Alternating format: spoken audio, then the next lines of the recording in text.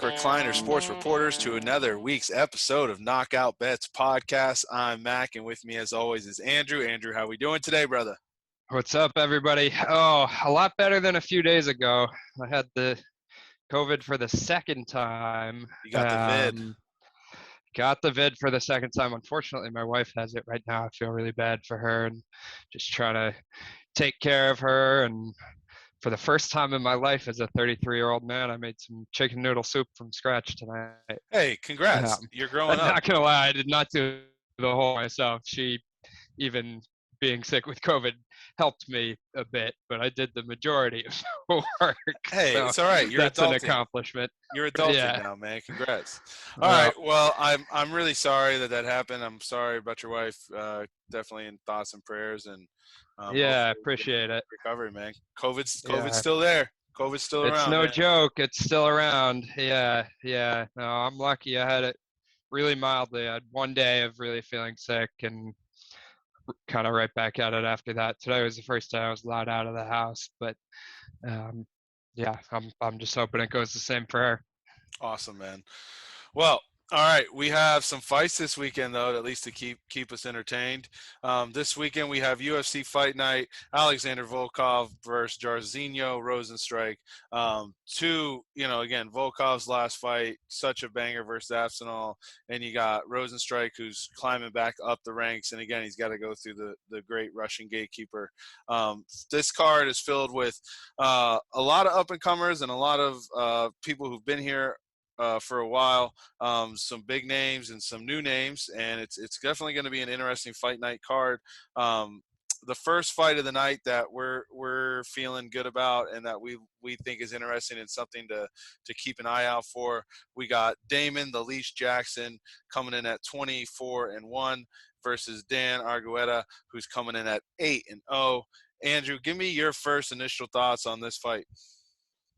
Damon Jackson all day, every day, 2 times on Sunday. This is a huge mismatch. Before you even get into it, then let's just ask the question: Are we taking the Leash by sub? Is that? Do we have to skip the pleasantries and just jump right in?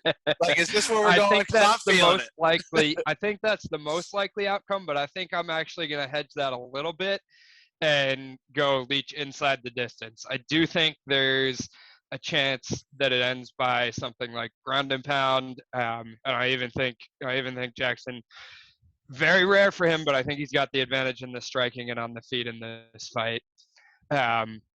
Argueta is coming in on short notice. He fought a 5-round LFA title fight less than a month ago, down a weight class. Like, that's just crazy that he's coming in here to face Damon Jackson, who's on a really hot streak right now and has a lot going for him in his natural weight class.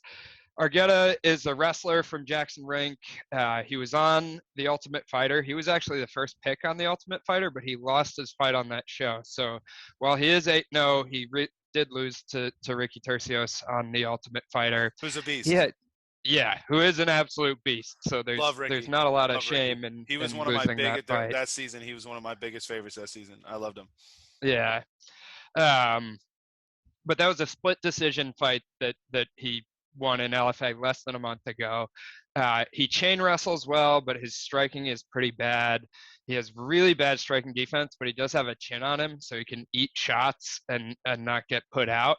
So I guess that's a plus.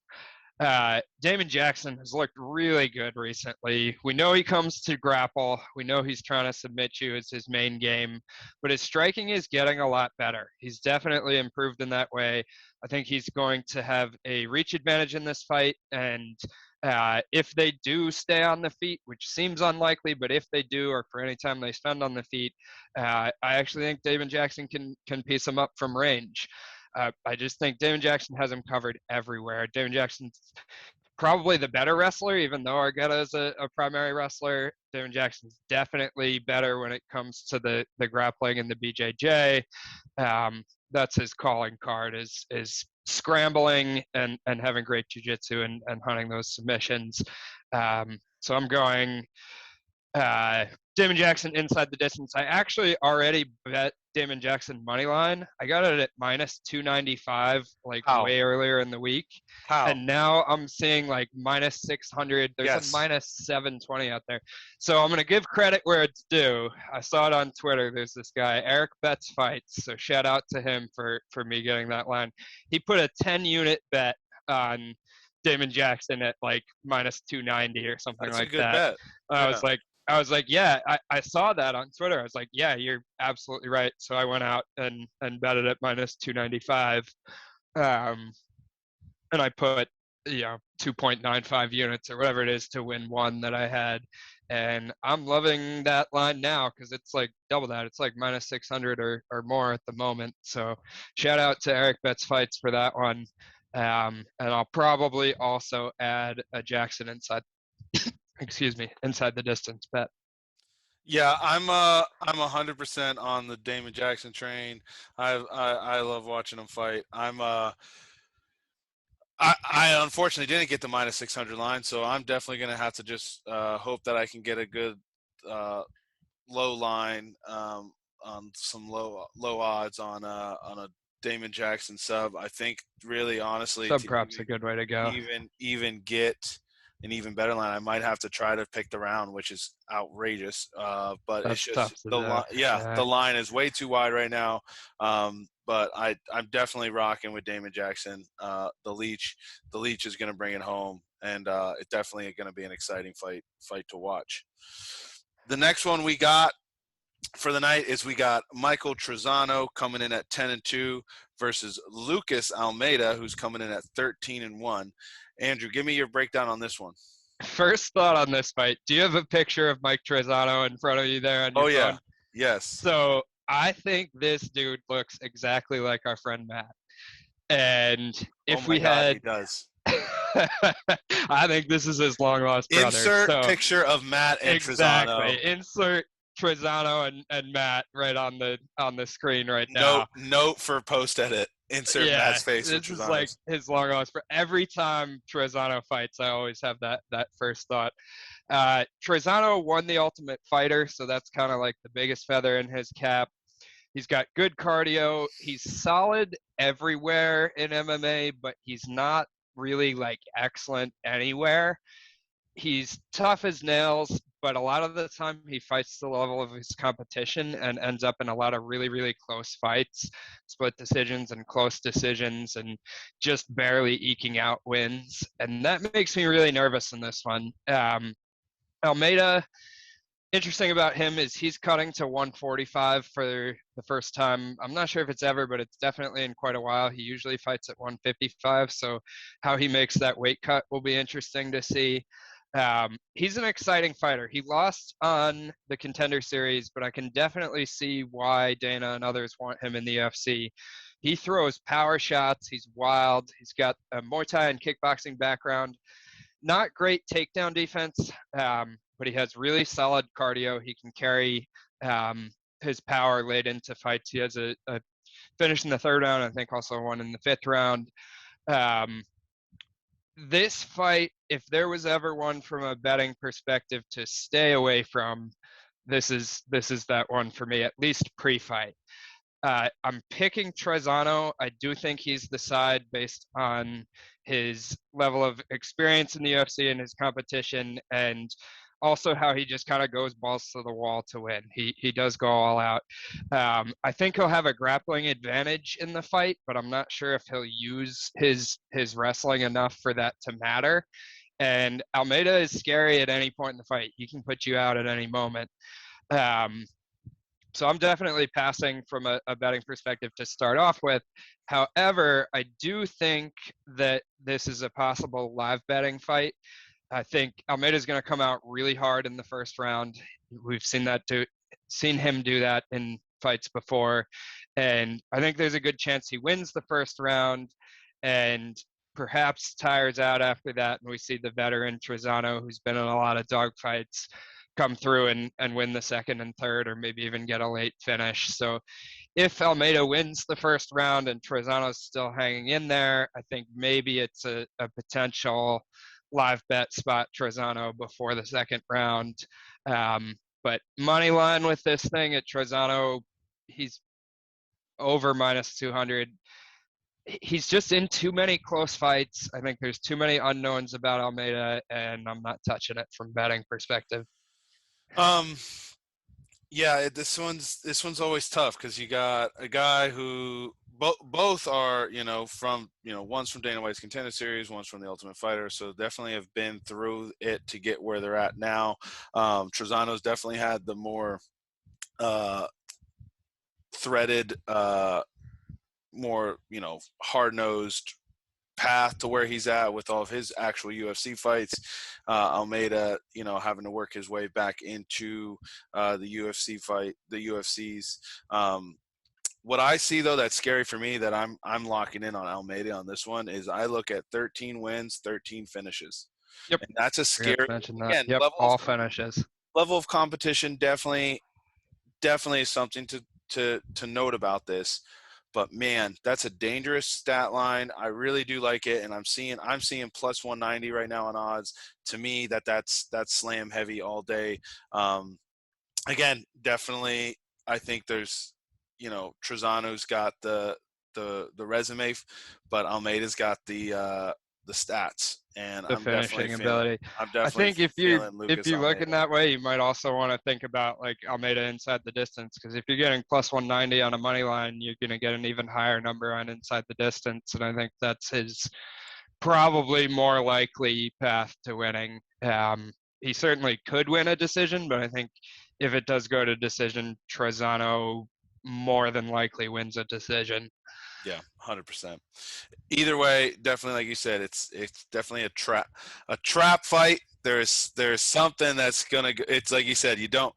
Is this thing? Is Trezano's? Do not parlay Trezano at minus 225, minus 250, whatever. Keep him out of your parlays. This one's dangerous. Yeah, it is. Because again, you're talking about a guy who has experience and knows how to win a decision, but you're also talking about a guy who doesn't mess around. So dangerous. We don't know. Because again, where you could also see it is Trezano using his experience to just point Almeida to death and keep him at bay, mixing some grappling, or even wrestle. Yeah, I think if Trezano comes and wrestles, I think he gives himself a better chance. But I just don't have the confidence that he's going to come do that. Yeah, it's dangerous to bet against someone who's had a perfect record on finishes. Now he has lost a fight. He throws these wild combinations. Like, he's an exciting fighter. Yeah. I don't know if he's going to get the win or not in this one, but he's going to have a fun UFC career. Yeah, I have a feeling that this was it's a good match. It's on a good place on the card. It's definitely going to be a good fight. The next one we're breaking down is the co-main event. We got Dan Ige versus Mavzar Evloev. Mavzar Evloev. Ige is coming in at 15-5, and Mavzar is coming in at 15-0. Yep. Undefeated Russian wrestler. Wide line here, Andrew. What are you feeling for this one? Yeah, I think the line is a bit wide. I don't think Evloev money line is the way to go. I'm kicking myself a little bit. I already put it in a parlay. I parlayed. I just did a huge favorites parlay earlier in the week, so I put. It was actually last weekend. I put Gervonta Davis, who won, and then I have Blanchfield on this card, Damon Jackson. That knockout made memes for days. Jeez, oh. Yeah, that was a sick knockout. So I parlayed that with Blanchfield on this card, Damon Jackson on this card, and Evloev too. I was just like, let me throw these four huge favorites together. This is probably going to Gotta love the 14 babies. You know what I'm saying? Yeah. Parlays. And I will say, out of the four, Evloev is definitely the one that makes me the most nervous. I did bet it, but if Blanchfield and Jackson win, I'm going to have a decision to make in the moment about, do I hedge a little bit with Dan Ige? So breaking down the fight real quick, Evloev, we know he comes to wrestle, to grapple, to take your back, to submit you, put you on the ground, improve position. His striking is underrated. he's 15-0, and there's a reason for it. That being said, this is a huge step up in competition for him compared to the guys he's fought in the UFC before, and he has been rocked, and that's kind of what makes me nervous a little bit. Is we've seen Evloev get rocked on the feet, and Ige definitely is able to do that. He KO'd Gavin Tucker not too long ago. He's not really known for power striking, but definitely can hit the KO shot if he hits it right. Ige also is one of these guys, he just has big time heart and toughness. And those are like my favorite fighters to bet on, and betting against them always makes me really nervous. He also has a much higher level of competition experience. Yeah, he's on a 3-fight losing streak. But he's fought Barbosa recently, he's fought Josh Emmett recently, he's fought the Korean Zombie recently. Like, you look at the names that he's been in the cage with recently, it's some killers. What does make me feel a little bit better is that the Korean Zombie, who is not known as a wrestler, was able to take Ige down quite a bit and control him on the ground for long periods of time. And we know that's going to be Evloev's game plan, is to use his striking to set up the takedown, to get the takedown, improve position, work for the submission, blah, blah, blah. We've seen it a million times with these, I don't know how many guys, it would be interesting to count up like how many undefeated Russian wrestlers are out there, because it seems like there's a lot of them. But Evloev's a really good one. I think he deserves to be the big favorite in this one. But I definitely have a little bit of nervousness. I also, in addition to that parlay, I bet Evloev by decision. I got that at -150. Evloev, every fight that he's had in the UFC, he's won by decision. Dan Ige is extremely tough.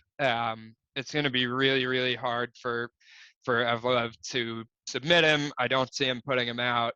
I think Evloev by decision is a really solid bet. Yeah, I agree with you on Evloev. Him and just his background. The Russian wrestlers, they're so good, and you know what you're getting. But when you look again on paper, Ige's fought some really, really tough competition, and he's fought the best of the best in that division. I'm going to go a different way with this one. I think you tie in, and I don't know what this will come out to, but you do a prop parlay where you do sub for Evloev and sub for Damon the Least Jackson. I don't hate it. I don't hate it at all. I don't know what those odds would come out to, but I think whatever you can find those odds for, I think that's something that could be a really interesting line. This line, the only other way I would go is you sprinkle a little bit on Ige money line just because it's so wide. Evloev, again, you know he can wrestle. You know he's probably going to be getting this thing to the ground. I don't think Ige is a slouch in the wrestling and grappling department. But I do think that if, as we've seen with any type of scramble and exchanges on the ground, that all it needs is these guys just need one mistake and they're in a bad position. We've seen some of the best fighters get into mistakes and get out of mistakes, but a lot of stuff can happen. I know money line -400 is not something that I would ever touch. Again, unless we're throwing it in with another couple bigger parlays. But if you're taking something by itself and you're not feeling dangerous like myself on trying to get a finish, the only thing I would suggest is sprinkle just a little bit on Ige, because that's just a huge +310 is what I'm seeing right now. If you're sprinkling on Ige, you might even want to consider like Ige by KO, because if the money line's +310, I'm trying to see Ige by KO, which seems like the most likely way to me that he would win the fight. By KO, you can get +1100 right now. Yeah. That's some juicy odds, especially for what seems like his most likely path to winning. Yeah, 100%. It's going to be exciting, though, because, again, Ige, I feel like, this definitely, in terms of level of competition, on paper, it's definitely a step down, but Evloev is a tough competitor. He's on his way up. So it's going to be interesting to see how this plays out. Can Ige show again why he's who he is, or is Evelev gonna begin to make a name for himself and begin to make a run in that featherweight division? It's gonna be exciting. It's good for the division too to see fights like this happen and the matches being made in that one. I think it's going to be a great co-main event for this UFC fight night. I like it. All right, our last fight of the night we're going to break down is the main event, and that is Mr. Alexander Volkov versus Darzinio Rosenstrike. I feel like we're having the same conversation every time we speak about Volkov, the good old Russian gatekeeper, against and who Rosenstrike is a powerful person. This is definitely I don't even think of this as a gatekeeper necessarily, because Rosenstrike's actually older than Volkov, believe it or not. Right? Like, he hasn't been around for as long, or like well known for as long, so it seems like he should be younger. But he's actually like 6-7 months older. Yeah, so it's a crazy fight to think about, because you're talking about two guys that are big names in the heavyweight division. Both have fought similar, a lot of the same fighters. They're great. They're great in that division. So, and you can't even think to yourself, "Oh, I think it's going to play out like this." Like every single time that I can. I have a read for this one. Every single time you see these big boys fight. Well, all right. You even think like the last time we were talking about him versus Aspinall.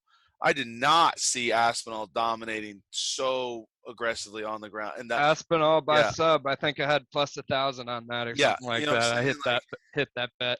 Like, yeah, exactly. Like, so the heavyweights, you really never know what's going to happen, because they throw with so much power and they are such pure athletes.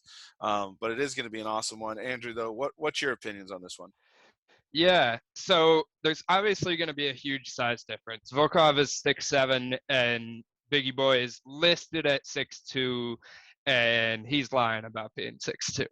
I think when they actually get in the cage, there's probably going to be about a 7-inch or so height difference, and that's huge. And then whatever the reach is on top of that, Rosenstrike, I think, has one way to win this fight. I think if you're wanting to bet on Rosenstrike, you got to bet him by KO. That's the only way I can see betting him. I think Volkov's definitely going to win minutes with volume. We've definitely seen a lot of Rosenstrike standing still, staring in the mirror, not throwing a lot of volume.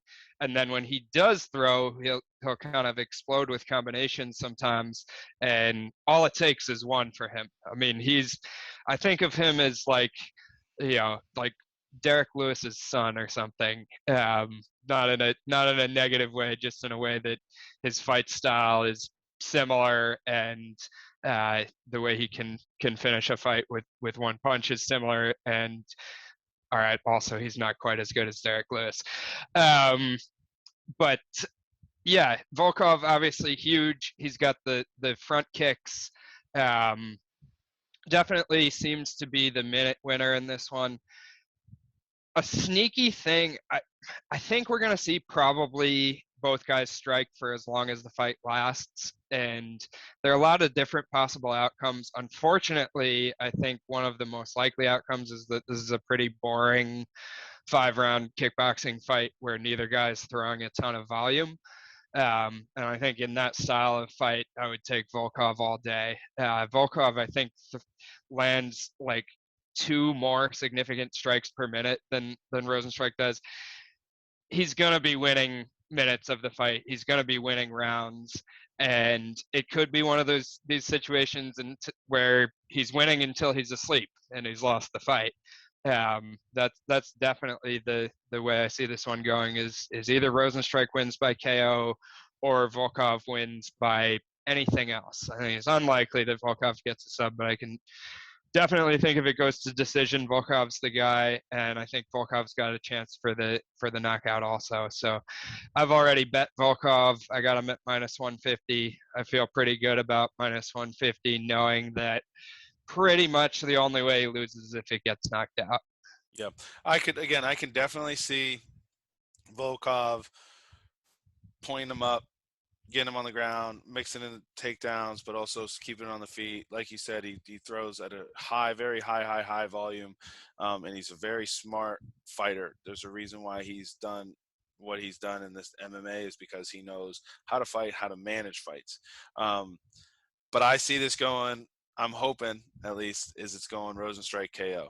I've seen Volkov time and time again, fight after fight after fight. These last couple ones, just again, I've said it last time, just looking a step slower. And again, Aspinall is a bad man, and that was just a dominant performance.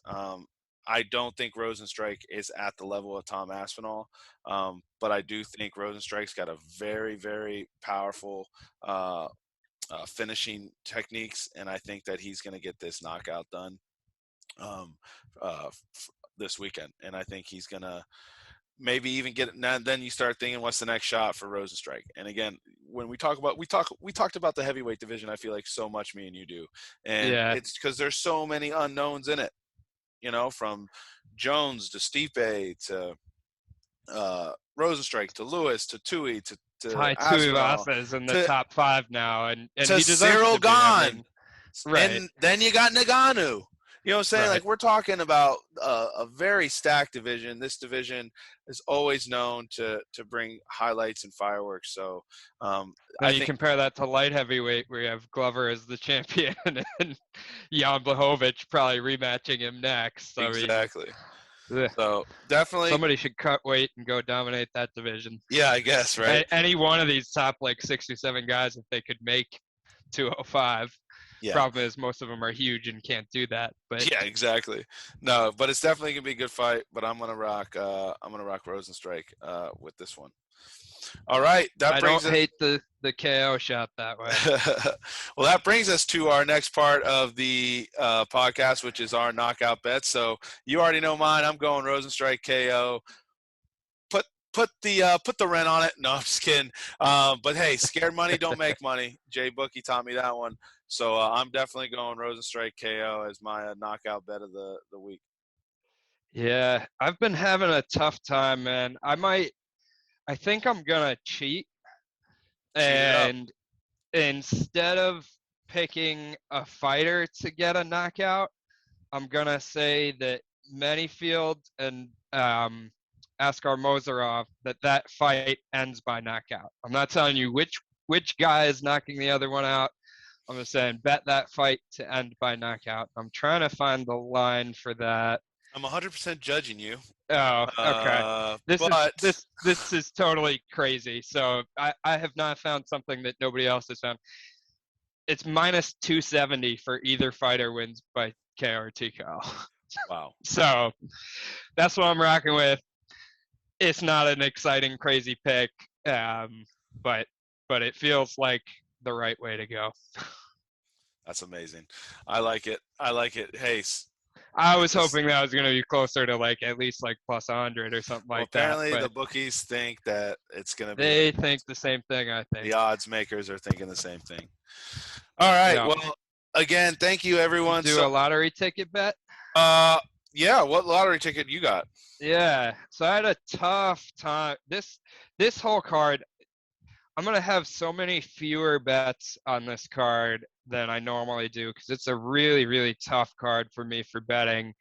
But to throw a couple underdogs out there that I like that, parlay together and get some crazy odds, or where I like them enough at least to throw them into some long shot crazy thing is Zaruko Adashev. Dude is 4-3, and I think a lot of people are going to get put off by that record, and has lost a couple of fights in the UFC.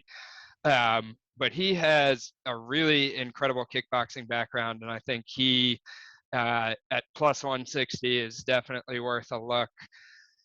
If I'm going lottery ticket, which is what I'm talking about right now, I think Mozarov is worth being in there at plus 200, and I wouldn't even put that plus 200 in there. What I would do is Mozarov by knockout. That you can get at plus 240. So we've got Adashev, Mozarov by knockout, And then the last one I would throw in, just to give yourself super high odds, is Almeida also by knockout. And that you can get it plus 800. That's Like it. crazy. I might have to just bet that by itself. I like that Almeida plus 800 knockout. I'll probably just bet that by itself a little bit, but if you throw those three things together in a parlay, you're looking at some very, very high odds and chance to hit the lottery. Always trying to retire, baby. All right, my lottery ticket, I'm taking a 5-teamer parlay. We got Blanchfield, Jackson, Almeida, Evelayev, Rosenstrike. That's going to come out to plus 900. Take it as you can, and then make sure you tip the cashiers and keep the change. All righty. There you go. Awesome. Well, again, thank you all for tuning in. Keep an eye out. We just did a giveaway last week for a Marcus Smart bobblehead.